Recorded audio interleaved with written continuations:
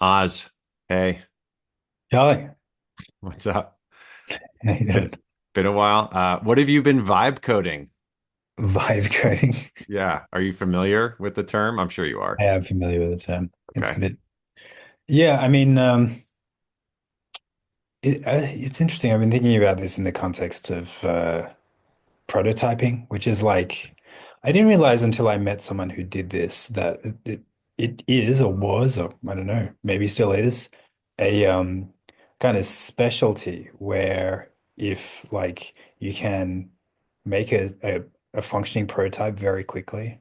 This is like a different skill set Yeah. to writing code that is supposed to be sustaining. So Yeah. this guy, I mean, I met him maybe 15 years ago. It's a different context, no LLMs, Right. but he was one of the best programmers that I'd ever met. And he would like work for a week or even a few days on something as like an interim CTO kind of thing. And then that startup would go and raise money on the back of that prototype. And he'd walk away. Like totally different team would come in. Yeah. So it's a highly lucrative job. And he just had like this uncanny ability to get a lot of things working at a like basic level. And also, to give him credit, like proving out a technical point um, early on. So yeah, he was very well rewarded for that. And I I mean, can imagine a I couple went ways of doing unimpressed. that is like you just have your stack and you just like stand your stack up and then you have your, like assuming these are all like you could think about it as like CRUD apps or something, but like Um, I remember there in like the React land space, it's like create React app. You stand up something very quickly that gives you like a little, hello world, and then you can adapt from there. Did he build out an arsenal of boilerplate code or was there? I don't know the Yeah. detail, but from memory, it was a little bit more like it doesn't matter what the stack is. I can go and fi get something figured out. Okay. Uh, so it was a little bit more than like the person who optimizes for the. Do people still do the like weekend hackathon kind of like Yeah, I'm projects? sure. And it's like you better use AI. This is an AI themed hackathon. Yeah, it's a little bit more developed than that. But anyway. That's cool. That's really cool. By the way, he's now, I think he's one of the a major contributor to Go. He worked at Google and ended up on the Go team and stuff. So he's a very, very good engineer. But like Yeah. prototyping, that was, I think, another kind of art. And I mean, different tools, no Stack Overflow at that point. Yeah. No, no like easy drawing upon other people's knowledge. So maybe a different thing. But yeah, the vibe coding thing. Look, obviously there's value in prototyping for yourself. Like if you can answer a question quickly without having to write a bunch of code that you're not intending to maintain anyway, Yeah. then that's great. That's useful. There are sometimes things that are not meant for other people at all, like personal software. And there are decades of people believing that personal software was going to change the world. Yeah. And like, I That's don't like know, hypercard, it feels yeah, like. Hypercard kind of that like that entire ethos, like the best that we've had come out of that is probably Excel spreadsheets. Yeah. Uh, Yeah. where that's not really like, well, I mean, maybe they did change the world in some way, but it's not really like whenever you have an idea for something, you get to like direct all of the power of the computer to your will as a non-programmer. Like that's not really happening. Yeah, Other than maybe, spreadsheet is such a perfect thing, like way to model the world. And like I think about like I would write these three statement models when I was in finance about how to model a company, but it really has just stood the test of time for like I've got some theory and it has some inputs and outputs and I want to see it in one place. It's amazing. Yeah, I hadn't really thought about it in light of its longevity as a way to do that modeling. yeah. Unfortunately, there are lots of things that people want to do that are beyond spreadsheets. Yeah.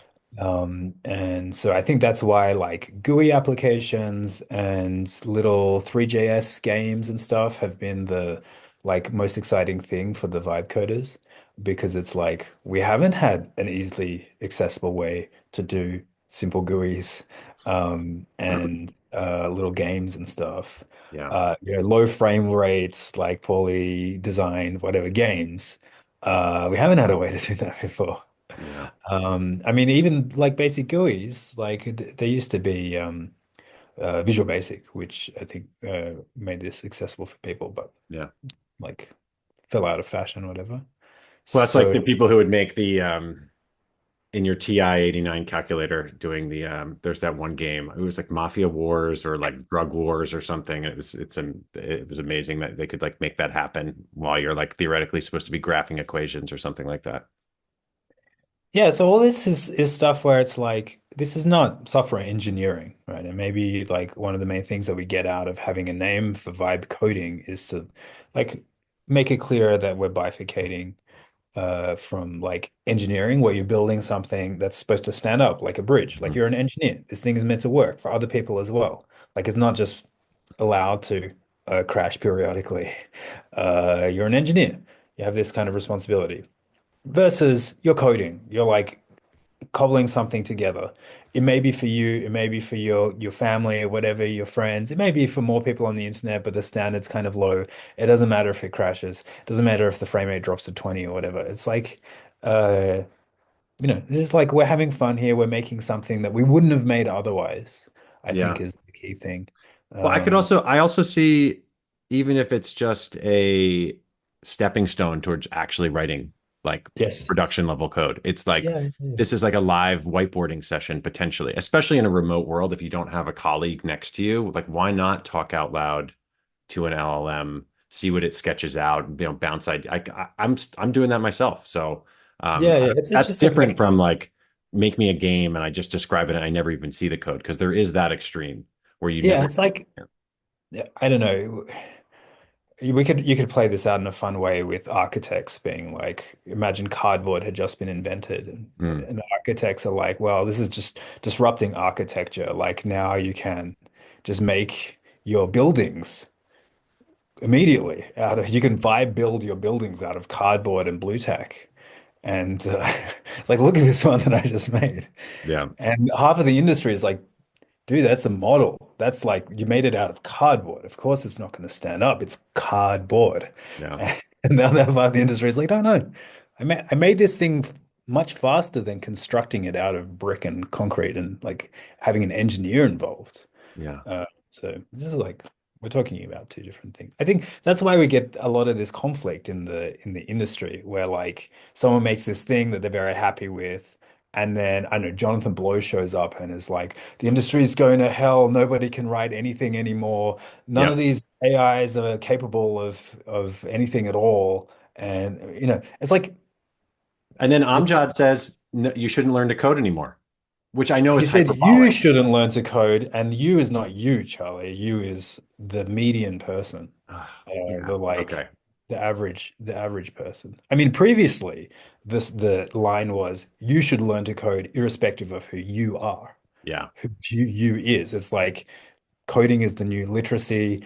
Everyone should learn to read, to do basic arithmetic, and to code. That's the you that he's talking about there. Right. And that was a Now you 10-year glory period for that. yeah, yeah, yeah. Yeah. It's like, well, it's turned out that maybe like not everybody should learn to code in detail, but that says nothing about the people who choose to become professional software Yeah. engineers. Just like having the median person, like having the returns to coding shift a little bit for the median person says nothing about the end of the high end of the industry. It's just Where were you on that spectrum of like everyone should learn basic um, computer literacy, maybe during the heyday? yeah, I don't know. I think it's very hard to answer. Do you think that everyone should learn algebra? I don't see why not. That feels fairly fundamental, like read and writing arithmetic. Obviously, arithmetic and algebra are different, but I don't know. Algebra presents you a way to do basic modeling of the world, like an equation that seems fairly fundamental. I think I would be in favor of that. I think if you're in favor of algebra, you should probably be in favor of basic programming. Yeah, So like variables, condition statements, loops, like functions. yeah. Um, I think you could make a similar argument there. I don't know whether I'm in favor of universal algebra. I think Okay. for like, I mean, I'm in favor of algebra for my 6-year-old. Like she is currently learning algebra because Yeah. she's excited about it, and I think she's on a trajectory where algebra is almost certainly going to be useful, if nothing else, to be a better programmer. We'll see.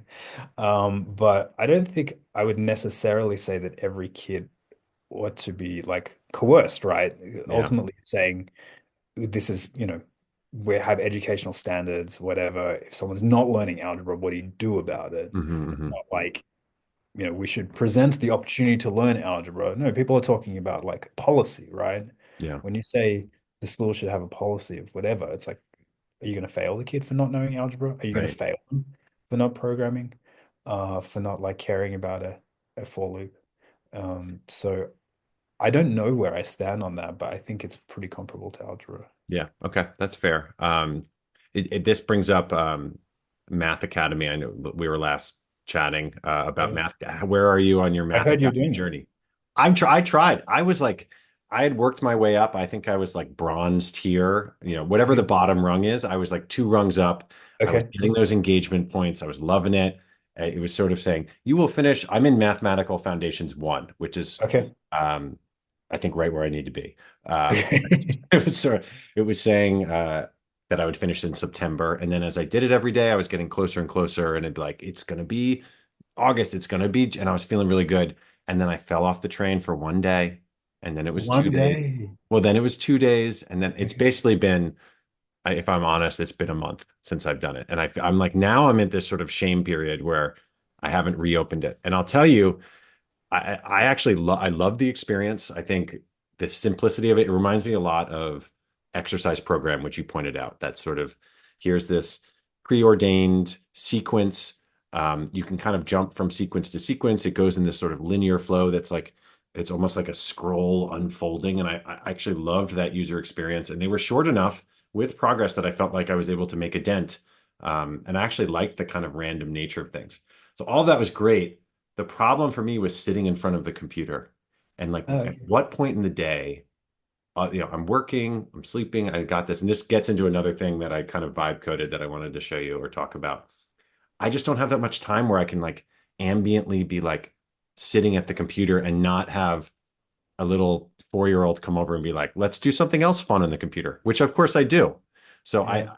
it turned into like, this is again my rationalization excuse. Like I'm feeling like I don't have the hours in the day to devote to Mathacademy, which is absurd given that the time they ask you for is 10 to 15 minutes.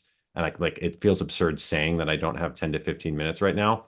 But prior to this conversation, that was my rationale. I was like, I don't have time for this right now. And I feel bad about it. And it's turned into a guilt thing for me. Yeah. Okay, so I'll say I'm writing a review of Math Academy Okay. now, and it is, I would say, a balanced review, and that means that it's critical of many things. Yeah. Um, and so I'm a bit biased in terms of what I might suggest is the issue here, which I don't think is 10 to 15 minutes a day, right? Because if you really Yeah. wanted to do this, you would find 10 to 15 minutes a day. I know. There are many 10 to 15-minute blocks in the day that you're spending on other things. Yeah. And if this were high priority, then you'd prioritize it. I know. Like you wouldn't even need to think about it. Like the other things would be fighting Well, that's why I over. want to show you this app I quote unquote vibe coded, which was like Okay. trying to just reinforce this dumb idea I have that Okay, there's I want to see your app, but all I right, want to let me see see. what I think is Pull it yours. up. Let's see. Well, what the heck is this website? So this is my friends started this one of those companies where you just sort of just speak the words and it creates an app for you. Okay. And I'm trying to pull it up. Where's my apps? Speak the words like you don't even type. Oh, and you do type, sorry. But You you speak like you conjure up the. you conjure it. Yeah. Yeah. I'm just signing into it. Oh man, it's making me my 2FA is with GitHub. So now I'm opening up the GitHub app. It's really secure. Okay. Let's see. Load, load, load. Okay. And what did I call it? Time sum. Okay, I'm going to share my screen and let's see. Desktop 2. Let's do Chrome. All right. Yeah, I'm just pulling it up now and it should load. Okay, do you see this? It's saying hang tight right now. Yes. Okay, so this is one of those things where I don't even feel like I got the satisfaction of vibe coding this because I just chatted with this thing. and I told it what I wanted, and it made this pretty cool app. But the purpose of this app was, let's say I wanted to pick up. I did this at the beginning of the year, and I was like, let me come up with my platonic schedule for a week. If I look at Okay. a week, this is absent of doctor's appointments, absent of, intermittent periodic meetings or, going out with friends. Like, do I have enough hours in the day? And so the way I structured this was if I make something like, oh, I'm working 9 to 5 p.m., Monday through Friday, and this is called work. So now I got work right here. I'm spending 40 hours a week and I've got 128 hours left in the week to do other fun stuff. And then you can imagine like adding in sleep, bop, bop, bop, bop. And you're getting the picture. And to paint a word picture, I'm adding a new event. I'm picking the days. Let's say I'm sleeping from 12 a.m. to 6:30. I can't type, 6:30 p.m. Whoa, that's too long. And then you can edit it. This should be a.m. And so you can see the days are crunching down. And the idea is this to be like fully allocated here. And then, I won't painfully make us go through all of that. But if like, I realized one of the things having done this is because my kids wake up, I'll show you where my kids wake up, on a good day. This is during the week. Let's say it's 6:30, um, 6:30 a.m. And then I'll go to 9 a.m. Great. Yellow. Kids. Family time. Boom. So let's just focus on the week. I've got sleep. I'm waking up like with a bullet when my kids are awake at 6:30, doing that until, thank God there's childcare, and then I'm at work. So I realized if I'm going to work out at all, and let's ignore the evenings, I have to wake up at like 4:30 in the morning. And now I'm doing that 2 days a week. And so I found some workout class that's at 5 a.m. And having laid it out in this visual thing, which prior to this app, I was sort of mapping it out on a piece of paper and I was drawing little boxes and it was kind of satisfying. But then I realized I could make an app that did this and allowed me the sort of redrawing thing. I was like, for me, one was a cool way to play with one of these tools that let me just speak words. There is code behind this. I don't Is think this I've ever, product placement, Charlie? what's that?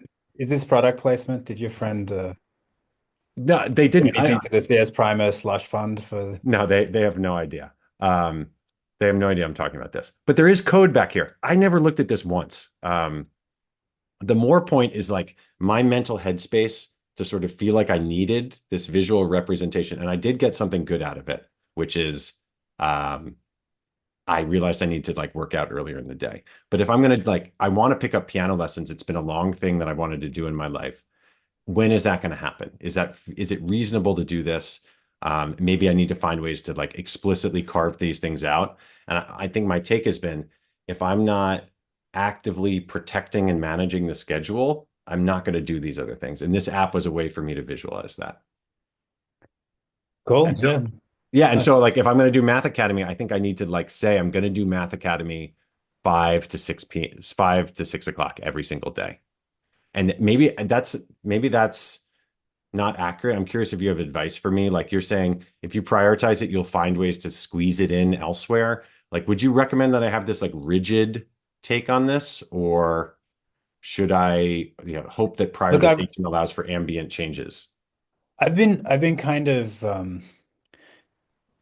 juggling with juggling with the conflict. Sorry, I don't have Yeah, good metaphors right now. I've been trying to figure this out recently myself, and maybe listeners to this will have ideas. So I feel like some people do very well with structured, consistent learning, yeah, where, and I have many stories about this, and I've even written an article about what, and we've had one of the people who exemplified this on the podcast, where they'll say, okay, I have this goal. To reach the goal, I have this plan. To have this to like enact my plan, I have a specific daily schedule yeah, where I wake up at this time, study this kind of thing, do my exercise, then the kids wake up kind of yeah, thing.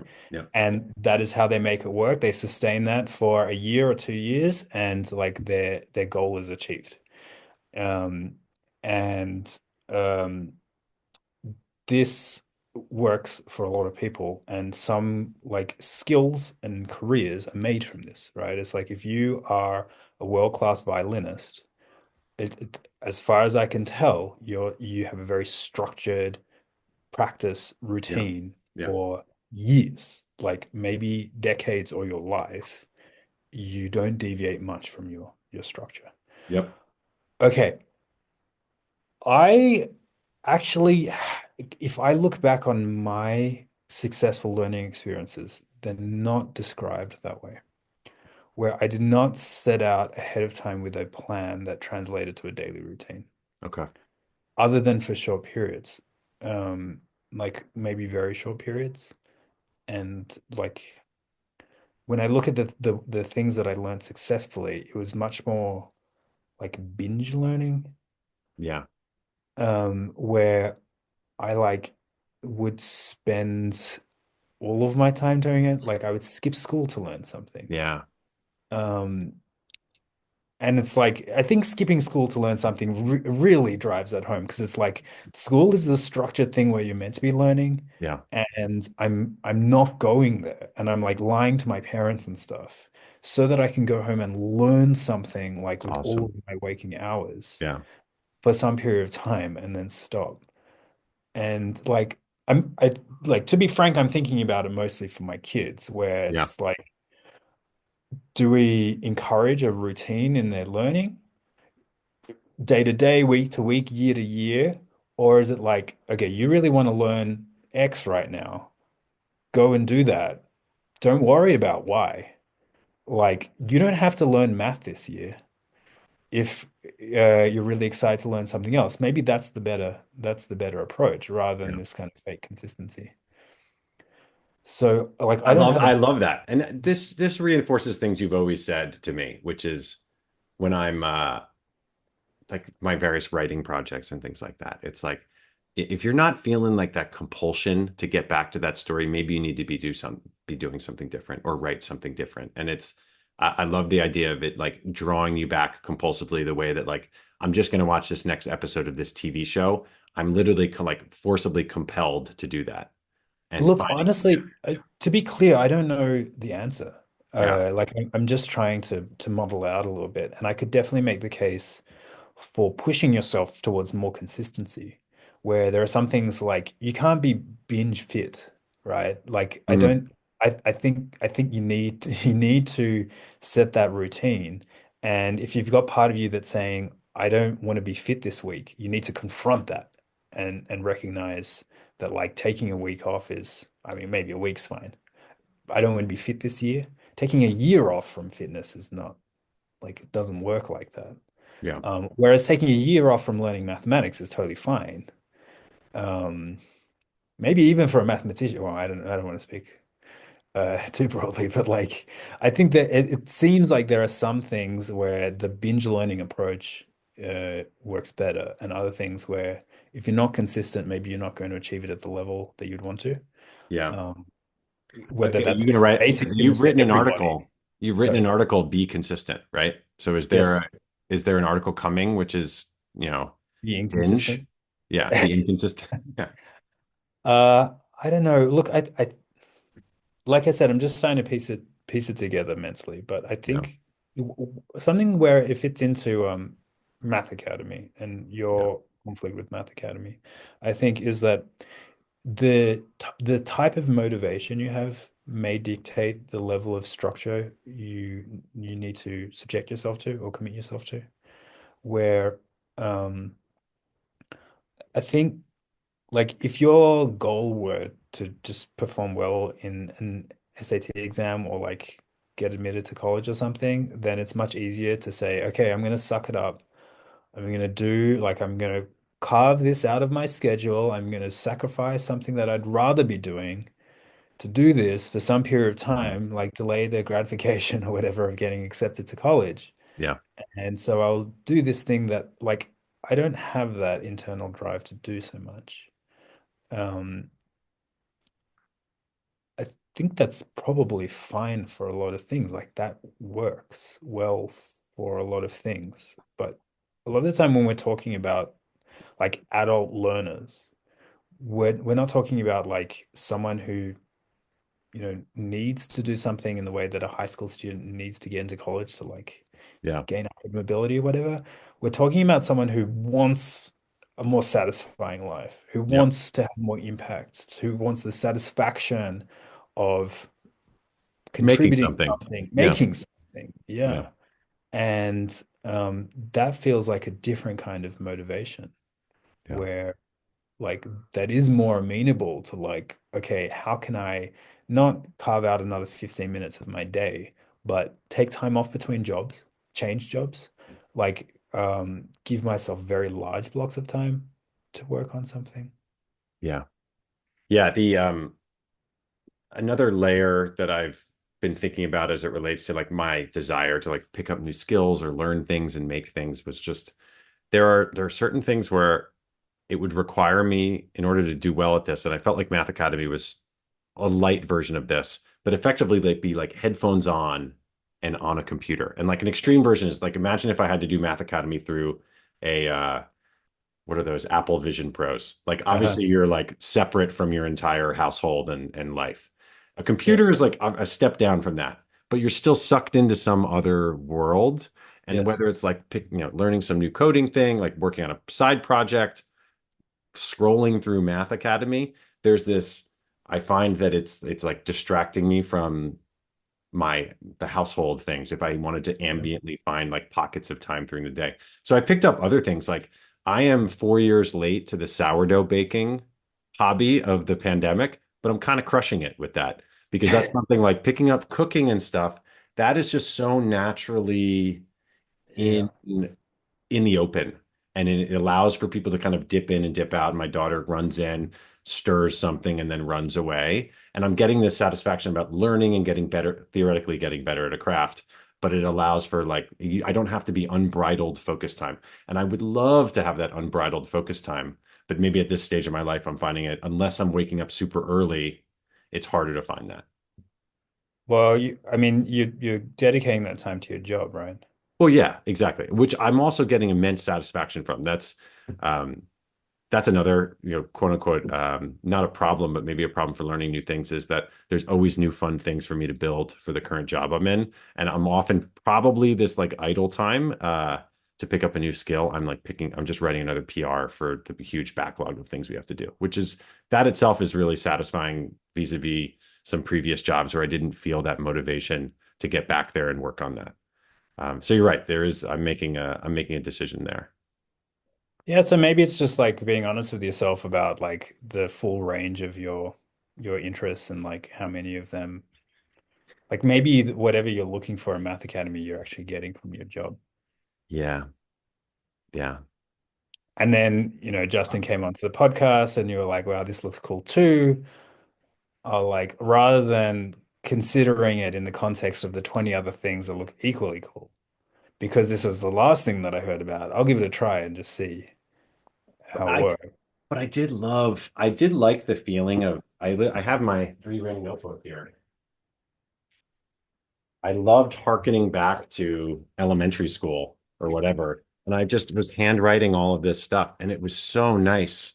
And I felt like I was doing homework again, which I was one of the kids who I did like doing homework. So that it kind of calmed me at the end of the day. So I'm going to give it another go to see if I can break in and like work through it. But not to spoil your review, but 15 minutes a day is not gonna is not gonna cut it in your stance.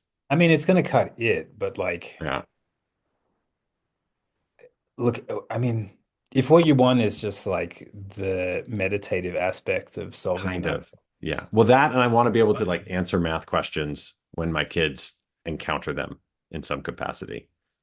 Yeah. Yeah, I mean, look, I think it's optimized for a kind of procedural fluency, Okay. um, where it's like, hey, do you want to be good at manipulating symbols and like answering the same kind of question that you've been presented Hmm. with like little application outside of it? Yeah. Then yeah, that's like that's what it's for. I think, look, there are some very positive reviews of Math Academy, including particularly from people who do it consistently, Yeah. and who wouldn't be studying mathematics at all if it weren't for Math Academy. I think that's worth pointing out. And then there are some very negative reviews from teachers, and from math teachers. And the negative reviews are to the point of saying things like, to paraphrase, this is broken beyond all repair. Uh, and I think that like the way you consolidate those two views, which I think are correct, is that it is just procedural fluency that you're Yeah. getting. Yeah. And for a math teacher, that feels like cheating. Like if all you can do is get your kids, your students, to like go through the plug and chug kind of motions of the subject matter, they're not going to retain it. They're not going to extend it into other areas. They're Yeah. not going to get joy from it. They're going to have to coerce themselves into doing it. And that to them is not the essence of mathematics. On the other hand, you can't really get the essence of mathematics without developing some degree of procedural fluency, Hmm. right? It's like you can't have like a this is like the eigen values. Do you know this? The I've encountered the word, but in linear algebra. You've encountered the word eigenvalues, but if you Yeah. Google eigenvalues, Oh, IGON, you okay. won't. I won't like take the time to explain it. But it's like Okay. talking about something that you have no real understanding of, Yeah. without the like hands-on actually having done this thing is Yeah. also problematic. Um, and so I think like an experienced mathematics teacher is trying to balance those two things. Um, but I think they have a tendency a little bit away from the rote learning aspects because it's boring. It's boring to like do that in your 20th year of teaching mathematics to be like, oh, yep, you should do your push-ups, you should eat your vegetables, you Yeah. should like solve more and more of these calculus problems to build procedural fluency.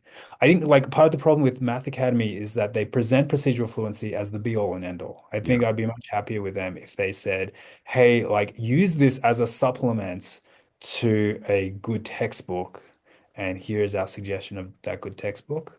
That I think is what's problematic. Like, And what's the textbook offering that they're not? The sort of story that I tried to ask Justin this, which is I remember if I had only known that trigonometry could be used to like survey property, maybe I would have cared more. Or yeah.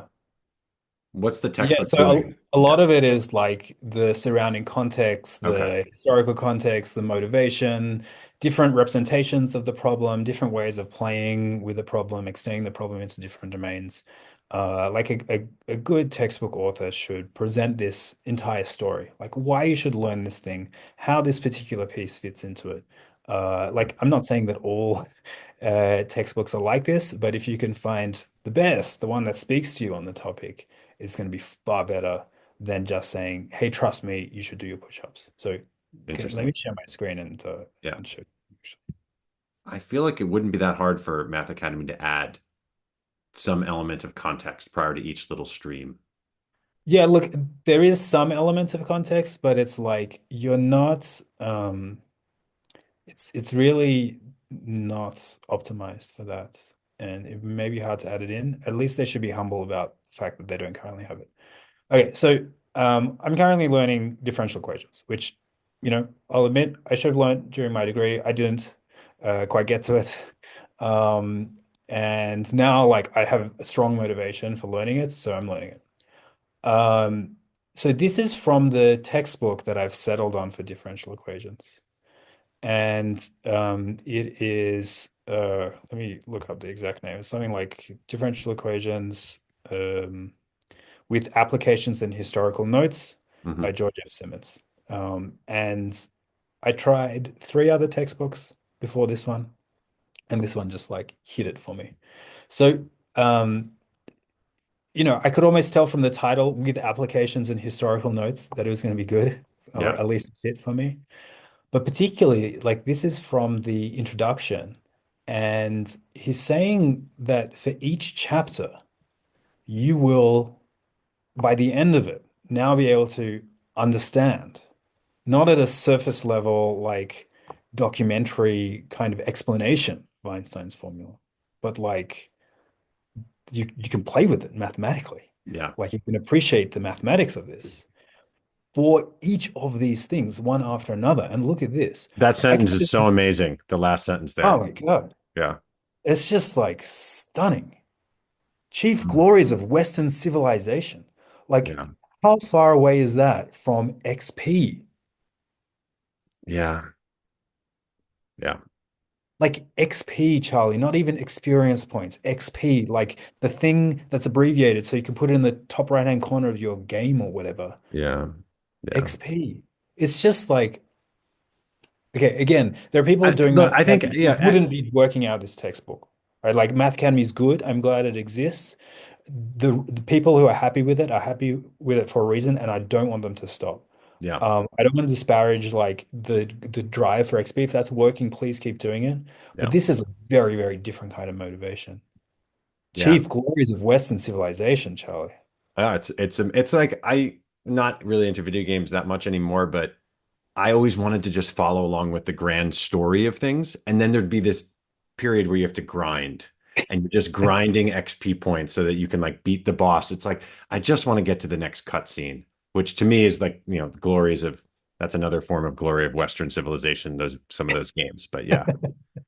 Um, Um, well, man, that is not like the idea of writing that ambitious of a sentence and then writing a book to back that up is just something I'd want to be a part of anyway, just to see if yeah. they get close to like giving you that experience.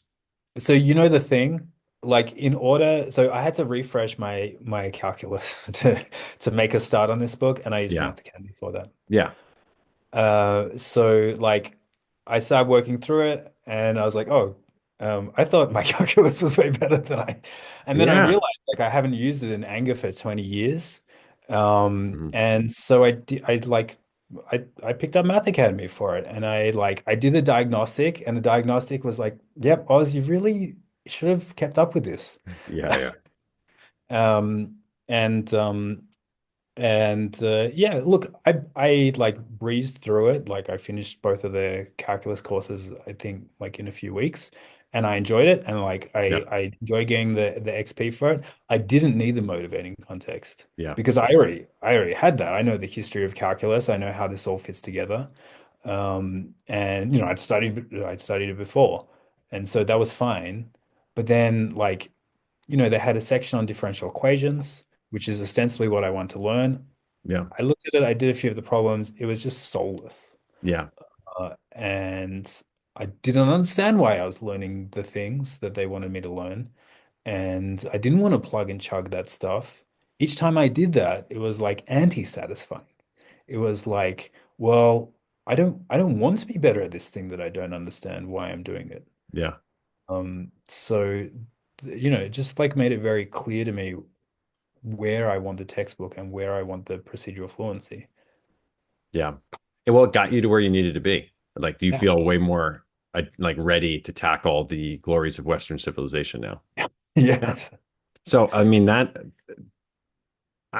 feel like Justin, not to put words in his mouth, I don't think he's saying that the means is the end there. I feel like that it is in pursuit of something. Um, when I you're, think just I yeah, think Justin is pretty dogmatic, at least in the kind of marketing image I think that he okay, presents of yeah, Math Academy, of like this being the way. In fact, he has a popular book called The Math Academy Way. yeah, And I think there it's like what's emphasized in that title is this is the way. Not yeah, that it's Math Academy's way. Like when you start reading it, the claim is that this is how one ought to learn, not how this one resource ought to be used in the context of learning. Um, Well, we should have after your review comes out. I think we should talk to Justin again and see how to square the circle. well, I I haven't, think we should talk to some of the critics. yeah, I think, yeah, okay. I think I've got a couple of people in mind. How Um, does this sort of dichotomy of the XP grinding, glories of application of knowledge, how did that play into CS Primer when you thought about the design of that yeah, so like as you know, I'm a big fan of working on problems. Like I think you should. problems? Yeah, yeah, Yeah, I think you should solve a lot of problems, and a lot of people are kidding themselves when they think they're learning something, for instance, in computer science, when they're not applying it at all. And so one way to solve that is with projects, large projects. Uh, but large projects have their own problems, like or their own challenges. sometimes it can be hard to fit that kind of thing in. You can spend a lot of time working on a project that is not very educational for you right now. It can be hard to change scope, change course as you go. So, I think projects are great, but it's hard to use as an educational tool. It's easier to use like for one individual if you're mentoring them or if you're giving them guidance, like this is a good project for you. It's harder to construct a curriculum out of projects. So problems for me, like smaller problems, I think are the best way to approach this kind of like domain where there's conceptually rich material, but you do need to practice it. You do need hands-on So experience. Math Academy is an exercise. Is that maybe their exercises and then problems are a level up from that? Maybe, yeah. I mean, these are very discrete exercises. They Yeah. fit into a kind of dependency graph. Yeah. Which I kind of disagree with the like that as a goal or as a good model of knowledge. But anyway, they have discrete enough little exercises that they can fit into a dependency graph, and they're solved quickly, and you're meant to do a lot of them, basically to build your pattern matching skills. Whereas my problems are like, some might take half an hour, some might take 2 hours or something. So it's a little bit richer. Yeah. The other thing is like, look, I have this experience of a friend of mine who he was also a math major, and he um, learned to code during our math program, which was it had like a decent amount of computational modeling. So he learned a little bit of programming there and wanted to get better at programming. And I suggested to him that he do the Project Euler problems. Well, to be Yeah. clear, I said some Project Euler problems. Do some Project Euler problems for practice. And he disappeared. Right? Like, how I was saying I stopped going to school so I could Yeah. learn. Yeah. This was the craziest form of binge learning that I've ever seen. Like he didn't, I think he showed up for exams, maybe not even that, but he like, I didn't see him again for a while. Yeah. And when I did see him, I was like, so you like Project Euler, huh? And he was like 200 problems in. This is someone who'd barely programmed before. Like he learned Yeah. to code in the context of a mathematician showing him MATLAB or something. Yeah. Um, and so it was just like a very uh, like it was an inflection point in his kind of capabilities Yeah. because he got captured by this thing. Now, so part of my thinking with CS Primer is like, how do I replicate that experience for other people? Where there's this problem set, and just by them starting the problem set, they kind of disappear into it and they Yeah. come Very, out at the end a different person. yeah. But here's the thing. Very few people have that experience of Project Euler. Yeah. He's the only person to whom I've recommended Project Euler where that experience has occurred. And I don't recommend it to many people. Like it has to be a good fit in terms of the like appetite for the mathematics. Yeah. And if you look at the number of people who've solved any given problem, you see a very rapid drop off. I was recently doing the Rosalind problems, which is like the bioinformatics version of Project Euler. Yeah. Same thing happens there. You can see level by level who solved how many problems. Very, very rapid drop off. By the way, where did Project Euler problems come from? Because I think the way that you described them, I think I briefly looked at them, or Elliot was talking about them back in the day. And in my mind, they've been dropped here from an alien civilization, or I don't know who, yeah, they were written in the 1500s, and only now are we equipped to solve them, and no one's ever solved the last one. I just have this very that's obviously. a nice backstory. Yeah, I don't know where they Okay. who contributes them, and I mean, there's so many now that there must be more than one person, but Okay. whoever it was at the beginning, it wasn't Euler. Okay. Okay. Uh, Not a lost notebook. Okay. I mean, there's surprisingly a lot of people who are interested in both Yeah. computer science and mathematics. So, Cool. uh, okay, so how it fits into CS Primer is like I wanted to provide different ways for people to get back on track with the problems. Yeah. And so that's why I've got a mix of like explanatory videos and kind of gradations of problems and even some seminars, just to be like, look, I think you should try and solve the problem. If you get stuck on the problem, don't give up. And here are some ways, like some concrete ways to not give up. Yeah. So that's how I kind of find that Has balance. And has any sort of insight you can share as you've been adding, you're now like 2 years in or 1 year in or whatever, and you're tackling new subject domains that have been long standing? Have you changed that approach at all or added more like little like side quest type things? What, if anything, has changed as you've been, 2 years in, having seen a multitude of people go through it? Or does the original thesis still stand that the problem-based approach seems to be achieving that impact?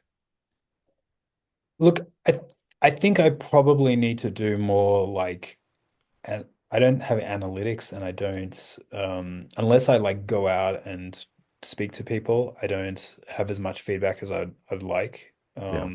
Part of that is also because I'm still working on the original scope of problems. Yeah. Yeah.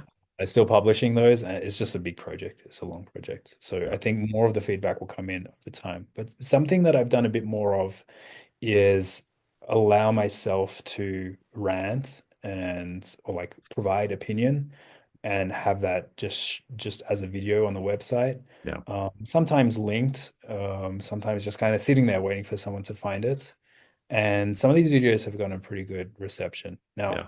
like I'll say as well, like Project Euler doesn't have videos. And I intentionally wanted videos there because I wanted to demonstrate solutions of the problem, including my struggle with the problem. Yeah. If I got stuck, how would I solve it? And I wanted to be able to introduce the problem with my face. That Yeah. sounds weird, but like not just with text, where it's like, look, if I could write a sentence that was like, I considered the mathematical treatment of these problems the glory of Western civilization, then maybe I could just stick to Hmm. text. But in the absence of that kind of claim or that Yeah. writing ability, uh, I got to record like 2, 3 minutes of me motivating the problem, being Yeah. like, here, this is why I think merge sort is cool. Like, isn't it stunning that out of nowhere, someone thought that you could solve this sorting problem in less than n squared time? Like, just try and sort cards in your hand. You'll find 5 different ways to sort cards. All of them will be n squared. You'll be convinced that it's n squared. Yeah. Here is something that's faster than n squared. Just like, how did Yeah. he come up with this? And the context of it as well. Not a reason. Anyway, I'm Yeah. like Yeah. Yeah. No, too taken by this. it makes me But think of so the, me explaining that, I think, makes merge sort much more exciting. yeah. Like you have a little bit of context to solve this problem, but you got to solve it. Even if everyone has solved it before you got to solve it as well. You got to try and do it. Yeah. That's my balance between the procedural fluency and the kind of connection, context, motivation. I remember a year ago or so, you had shared some of those articles about two sigma problem and like, talking about Aristotle and the tutor and the impact of that. And one of the takeaways I had from it is like, it really helps if you have someone who's more experienced who you think is kind of cool work through it with you. And you just see them as like, they're like someone you can look up to, but they're also working through collaboratively with you. That's really neat. And you don't get that from, I haven't gotten that from written books, but like the video format is good for that. It's like when you're on there coding and you make a mistake, it's like, oh, he's human. He's just like me, but obviously cooler or more experienced. And I I could maybe be appreciate the like that. flattery, but I don't think I'm that's not, what I mean, but I like, play. it doesn't have to be you. It's obviously you. Maybe you're not that cool, but yeah, it humanizes it in a way that makes it feel achievable. Have you watched any of Feynman's lectures or like read I've the read Surely You're Joking. Yeah. okay. Yeah. I mean you probably know a lot of people consider Feynman to be a fantastic teacher. Yeah. Do you know that? It's I, like, I've heard he's that. not just like a Nobel laureate, whatever. It's not just his achievements in physics, like he's a good teacher. Yeah. I always found this baffling because you see his teaching style, you see his lack of successful students, to be frank. Yeah. You see his teaching style, and you're like, really, this is who you look up to as a teacher? Like, I had a time where I would like ask every teacher that I came across, I'd be like, who's your favorite teacher of all time? And many of them would say Richard Feynman. I'm like, Richard Feynman Interesting. Interesting. as a teacher? So I think like I'm starting to come back around to Richard Feynman being a good teacher, even though all of his teaching style is ineffective. Is like his pedagogical style is ineffective. But his He's charisma, cool. He's yeah, cool. He plays the his bongos. his like his appetite, his enthusiasm for the subject, Yeah. and his charisma have more than made up for his teaching style. Mm, Where you don't like even need to go to his lectures and work through the problems and whatever. You don't need to like listen to the explanations even necessarily. What he's doing is providing the um the thing that motivates you to find a more effective way of learning. yeah. So look, I'm not saying that people should be more like him necessarily, but there's something there. There's something there in his It's teaching. kind of, I think it reminds me of the way people talk about Steve Jobs. I wouldn't imagine, and many people have said he's not an effective manager, and you probably wouldn't want him as your direct manager, but yeah, there was certain accomplishments that came out of the things that he was associated with. And I can sort of see something similar there with Feynman. Yes, the vibes. He has the vibes. Going back to vibes. Well, my vibe coded app here tells me I have to run. Kapati, by the way, is the same. He's not a good teacher. He's like he's the feeling that you get when you listen to him Yeah. is this kind of thing. This Yeah. like inspiration to do to Yeah. be like him in a way and to do the things that he can do. But it's not like going through his videos is not the most effective way to learn the thing. You got to E- use that in combination with Edutainment. They're good edutainment at the very least. it's it. All right. Calendar says I got to go. Good catching up. Okay. Talk to you soon. See ya. Good, Charlie.